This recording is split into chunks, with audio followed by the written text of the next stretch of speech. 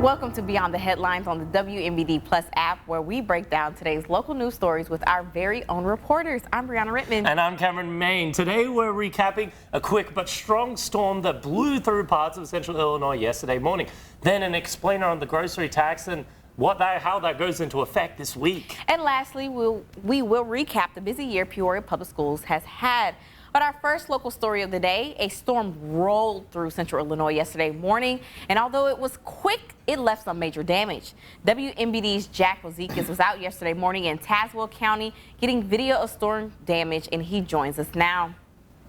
So Jack, where was the most of the damage? Yeah, most of the damage was in the Pekin area, kind of north and east of Pekin, specifically on Allentown Road. It was pretty bad. Yesterday, when I went out filming to get some footage, I actually couldn't get any footage because the roadblocks were up, Wow. and it was like 2 miles away from where I needed to be, and they shut the roads down, so I couldn't even get out of my car and use the. So people just couldn't even travel across it. People couldn't even travel across it. I couldn't see anything on the camera. I zoomed all the way in and still couldn't see anything. So yeah, it was pretty bad. And Seeing some of those images there, like you were just seeing some of those buildings torn off. That's courtesy to the Tazewell County EMA from those photos that were given to Chris Yates, who allowed us to use those. And you can kind of have a glimpse of, it seemed like a very brief amount of damage. It didn't seem to go very far. Is that correct to say? Yeah. So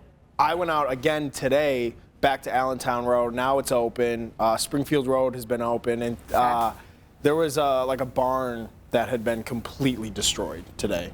Wow. And granted, I was still pretty far away from it, and it was kind of covered by trees, so I couldn't really get any footage of it. I got a picture of it, but it was completely destroyed. And then throughout like the cornfield, I could see debris. So it was pretty bad. And I actually reached out to the owner of the barn today, and they're actually in Florida right now. Wow. Okay. So that bad time for a barn to be torn apart. Bad time for a barn to be torn apart. I reached out. She gave me some contact info, and I'm still waiting to hear back for any updates. But yeah, just an unfortunate situation. I couldn't imagine being on vacation and coming back and having. Like on one hand, glad you weren't there. You're glad you're not there, but it's like, dang. Come back and you're like, come back, relax, and you have to deal with it. Oh my gosh, yeah. So yeah. And then today they were cleaning up a lot of the debris, and I know Ameren was out there on Springfield Road and Allentown Road today. Like eight electricity poles were down from this storm, so they were cleaning that up and getting power restored, and now everything's back on track, and everything should be looking good. Right, okay. Well, thank you for the foreseeable future, at least. Yeah. We'll keep everybody updated as we know what's going on. Absolutely. And at least there wasn't really any injuries as well from this. Not from what I know, and I know our meteorologist Chris Yates and Molly and Nathan, they've been covering it extensively since yesterday. So if you were worried about tornadoes, the best place to go to is to Central Illinois proud local weather authority, Molly Naisland, Chris Yates, Nathan Kitchens. On social media, you can find them, or 5, 6, they're 10. always doing great. Yeah, they're always doing their thing. They're keeping you updated online, on Facebook, on our website. So they do a great job. Commend the weather team. Certainly do. Yes, definitely. Well, thank you, Jack, for that update. Now let's check this out. Out of all the college bowl games, the Pop-Tart Bowl has become one of the favorites. Here's how BYU's coach celebrated beating Georgia Tech. Going to go his way, had an opportunity to make plays, and we've got toasted Pop-Tarts. Yes! The trophy had a functional toaster shaped like a football, and BYU's coach quickly ate a Pop-Tart out of it. The Pop-Tart mascots were quote-unquote sacrificed and toasted into huge life-size, totally edible Pop-Tarts. I don't think I've ever even had a Pop-Tart before. Of course you haven't. We should have brought some. Of course you haven't had a Pop-Tart. Never had Gushers, never had Pop-Tarts. Pop-Tarts are You're not an missing American anything staple. with Gushers. What? There goes the sacrifice right there. There they go. Womp. Oh my gosh. So the mascots went down in the toaster, and then they come out. Except one of them was like, I want to stay alive. So do you actually put the Pop-Tarts in the toaster? Is that like the whole can. thing? You Yeah, you can, but I've can. never ate them like that. I've I always have. been wary that So you they're just gonna eat break them in cold? but if they break in the toast, they're sold that way. Yeah, Right. they're sold No, cold. so- We gotta do a taste test with Cameron. Yeah, we got got to get a Pop-Tarts. Pop-Tart taste test. Do you have a favorite Pop-Tart, Brianna? I usually stick with like strawberry Yeah. and keep it a day. I And I eat love- around the crust. Like I break the crust off and Oh, eat. Yeah, I don't interesting. like that. Mm-hmm. That's why I don't like the other flavors. I 'cause- love the wild berry ones. No? Okay. Like the purple ones with the blue frosting on it. I can deal with those too. I love all the berry. those. I'd say the berry flavors are the ones I pretty like, but mainly the strawberry one is. Yeah, for a solid year or so in my early developmental age there, I like right at like middle school for a whole year, I just ate Pop-Tarts for breakfast. Oh wow. Wild berry and Do you eat the toaster chocolate strudels, fudge. too? I love toaster strudel. Okay. Toaster strudel. Who's the And the owner? Hot Pockets guy too, huh? Yeah, Hot Yeah, I Pockets. can imagine. Hot Pockets are You good. eat Pop-Tarts and toaster strudels, you eat Hot Pockets. What is it in Mean Girls where she's like, my dad is the owner of Toaster Strudel? You know what I'm talking about? Right. Well, when we come back on Beyond the Headlines, we've got Cameron in the hot seat. We'll be right back.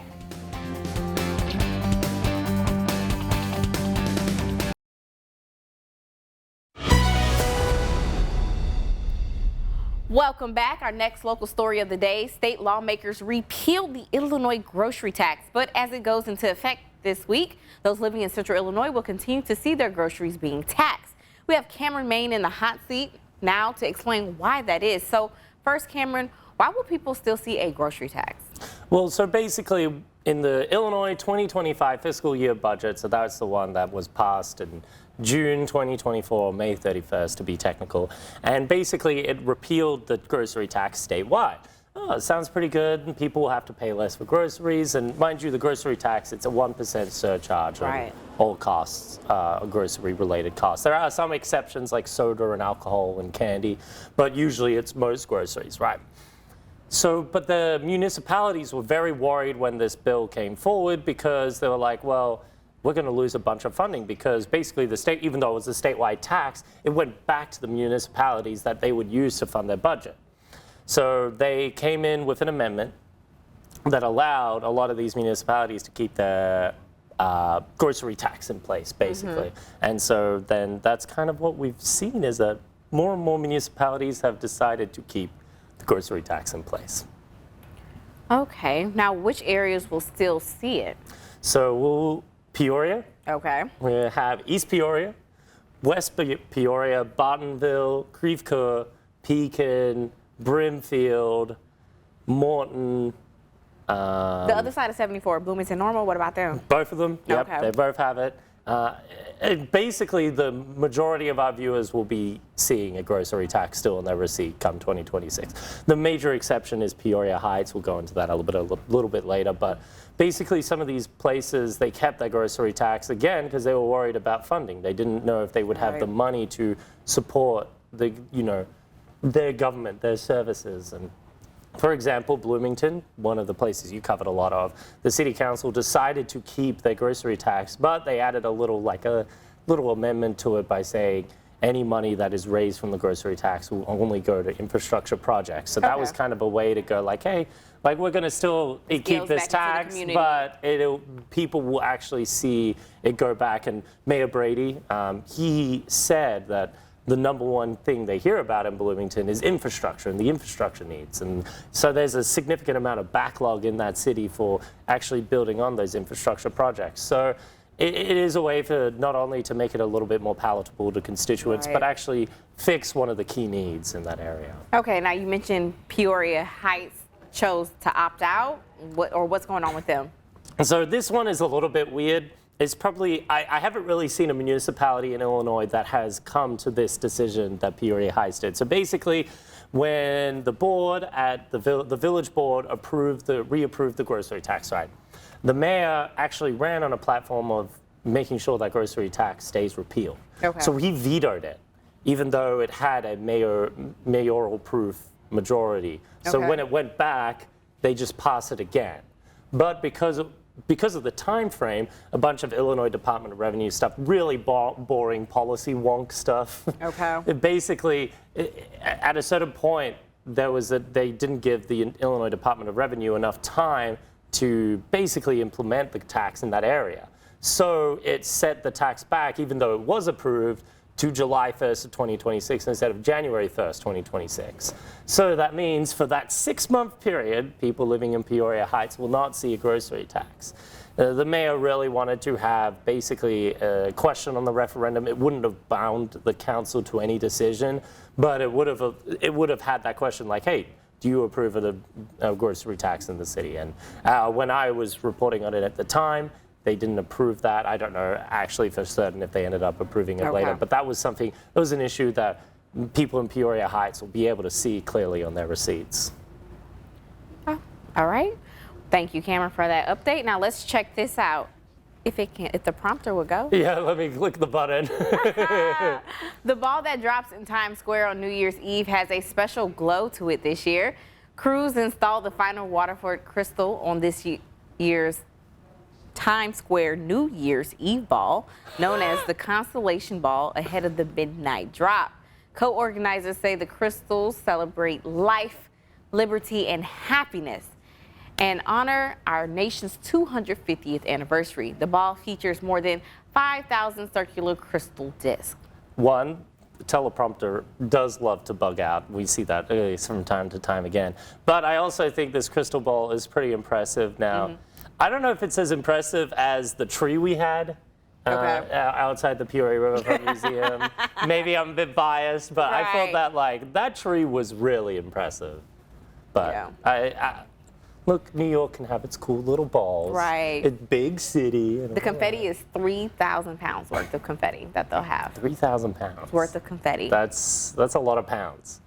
Can we translate that to kilograms? I think that's 1 ton and some change. Yeah, I think that's like 1 point something. Oh, I forgot. Metric system over there. Yeah, metric system, yeah. So, all right, well, we've got one more local story for you when we return on Beyond the Headlines. Brianna, move over to this seat to go over the year for Peoria Public Schools has had searching for a new superintendent. We'll be right back.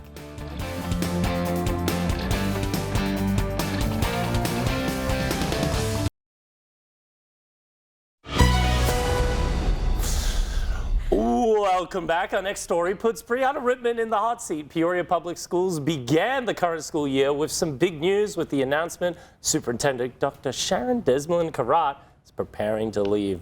Brianna, how has the district handled the news of her departure? Well, they are happy for the time they have with her and looking forward to what's coming ahead. But some just background information about Dr. Sharon Desmond-Karat. Again, she made this announcement in July, just before the school year, but she has been the superintendent since 2015. So this will make about 11 years once she completes in 2026. Prior to that, from 98 to 2011, she worked in several administrative roles like principal, vice principal for the district.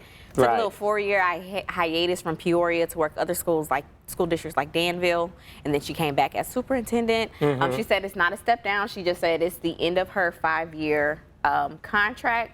We're still looking forward to see what she's going to do when she, you know, like, is this she hasn't retired. Right, she didn't say she was retiring. She's just going, well, we'll see what's next in store for me. And she is bowing out as the Illinois, the superintendent of the year for the state of Illinois. So, I mean, that's a great way to. That's a good way to get out of there. You know, most people need to take note. You know, leave while you're ahead. Look, that was something very difficult when I was like a pro League of Legends player. When I eventually retired, I retired at a high note, but then I kept them playing competitive, and I sucked because I didn't play anymore. I had like a full-time job. But anyway, not about me. Right, but definitely we should leave on a high note. Exactly. So talk to me, how has the search process for a new superintendent been for Peoria Public Schools? Well, it started off a little rocky. I believe you covered it a little bit too. They had selected From the Heart International Educational Services as the search firm out of Texas,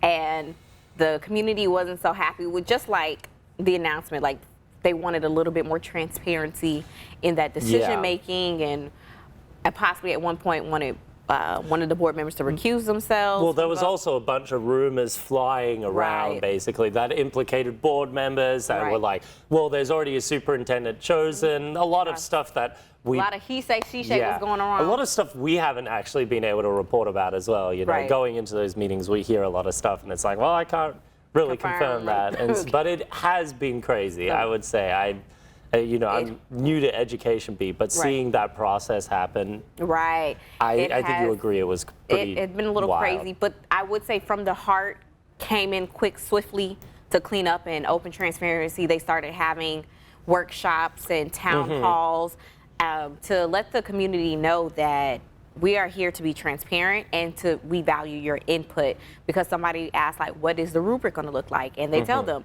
it's based on what your community needs. You know, like maybe if the arts is big in your background, you may want a candidate that has experience with that, where another community, the arts, fine arts or performing arts, may not be a big deal for so much somebody to have that on their superintendent. So they really were having different town halls and workshops with families, the community stakeholders, and even students. They went on a few of they went and visited the high schools and talked to a few students there to get their input.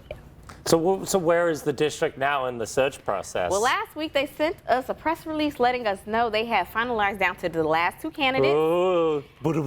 So January 6th, you can meet the first candidate at the school district. What is that? Wisconsin Avenue? Yeah, or it's like something? 3202 North Wisconsin Avenue. So at 5:30 p.m. and then that's a Tuesday. I think that's giving time everybody to get back to school on Monday. And so that's on Tuesday, January 6th, and then Wednesday, January 7th will be the second candidate. They did not tell us who. So we're going to be surprised just like you are. We're going to find out at the same time. And it's like, it would be crazy if they just get like someone that's like, yo, we got Eddie Murphy. He's going to be the next superintendent of Peoria Public Schools. Be like, wow. Well, I've only seen you in the Haunted Mansion. I haven't seen you run a whole public school district. I don't know if this Dr. Doolittle's coming. Yeah, yeah. Oh my gosh. So yeah, January 6th and January 7th, they have final, which I would say has been a very swift process. They are on the mark for where they want it to be.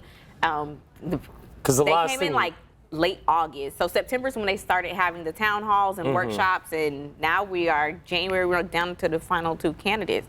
But now that makes me curious this is my second time being in a process, because ISU's presidential search, I covered that. Yes, so I'm like, well, how many people did you have, and how did we narrow it down and all that? So I'm just interested to see who the candidates are. We'll see how it all turns out. Right. Well, thank you so much, Brianna. Here's something people are apparently talking about online. Strange food combinations. One person says as a kid, they were obsessed with ketchup and used to eat ketchup sandwiches or ketchup bologna. Is that correct? Bologna. You can say bologna or Sorry, bologna. That's an American You say either word. Or ketchup ham sandwiches. This sounds like something a producer would eat. Another person ate Eggo waffles with melted sharp cheddar cheese on top for breakfast every day. Ew. Another used to eat Thanksgiving leftovers by making waffles and covering them with turkey and gravy. I know that. Another person says her mom cut up hot dogs and everything from scrambled eggs to boxed mac and cheese, even mixed in with rice. That doesn't sound too bad. That tells me where their financial circumstances were. That's definitely they were trying to make food stretch. And finally, chili and cinnamon rolls, which the person who submitted claimed was a Midwest thing. Have you seen this before? A sweet and savory mix, yeah. Well, like a chili mixed with a sweet cinnamon roll.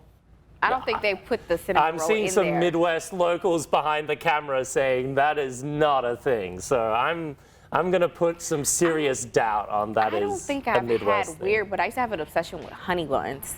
And then now I ate them I ate myself out of them, so now I don't eat them. I'm trying to think. I was a very picky eater as a child, so I was like very bare to the bones. But one thing that people find weird is that we put ice cream on our pancakes in Australia. Wow. Yeah, it's really good. You put ice cream on your pancakes and then you also put the maple syrup on it. If you ever go to Melbourne, go to the Pancake Parlor. This is not an advertisement. I have to give it a try. I have to give it a try. Well, thank you for joining us for today's Beyond the Headlines. You can find all these stories and more on our website, ciproud.com. For breaking news and weather updates 24/7, log on to ciproud.com and download the free CI Proud to Go mobile app.